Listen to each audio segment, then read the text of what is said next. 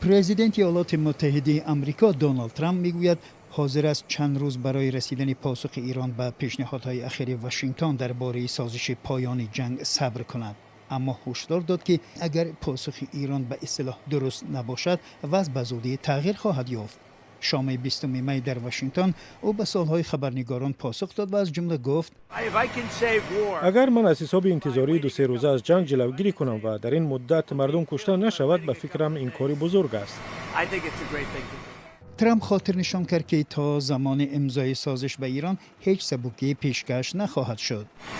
تا زمانی رسیدن به سازش من هیچ سهولت مد نظر ندارم. وقتی آنها سازش را امضا کردند ما آنجا را آباد میکنیم و به کشور و مردم آن چیزی واقعا خوب پیشنهاد میکنیم، ولی حالا چیزی مطرح نکرده ایم.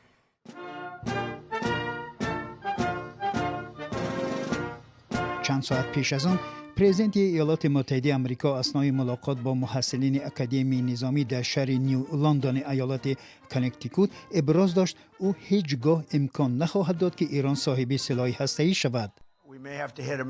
شاید ضرورت پیش آید که به آنها ضربه سخت‌تر زنیم. شاید چنین ضرورت پیش نآید، ولی ما اجازه نمی‌دهیم که ایران صاحب سلاح اتمی شده تمام خاورمیانه را ترک کند. در همین حال تهران تصدیق می‌کند که توسط پاکستان پیشنهادهای نوی ایالات متحده آمریکا را دسترس نموده است. وزیر کارهای داخلی پاکستان دوام یک هفته اخیر 2 دفعه به ایران سفر کرد. دیروز وزیر کارهای خارجه ایران عباس عراقچی گفت که کشورش هم به ادامه مذاکرات آماده است و هم به ادامه نزاع. ما مأموریت خودمون رو جدای از مأموریت دیگران نمی‌دانیم. هر جا لازم باشه بجنگیم میجنگیم، هر جا لازم باشه مذاکره کنیم مذاکره میکنیم.